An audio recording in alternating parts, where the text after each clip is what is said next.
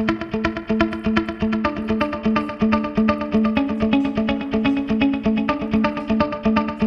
всегда все гладко, как я говорю, но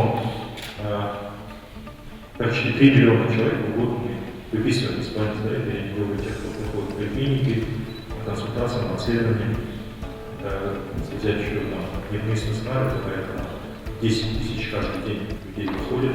Эти маленькие победы важны для этих людей, они случились благодаря тем технологиям, которые сегодня есть в нашей казахстанской медицине, и многие из них стали более доступны в системе медицинского страхования.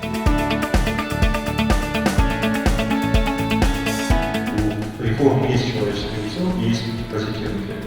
Моя задача и мое министерство, и правительство системные изменения в реформе, хотя они и болезненные, но структурно мы должны были это сделать для того, чтобы создать условия для дальнейшего развития и решения каждодневных проблем.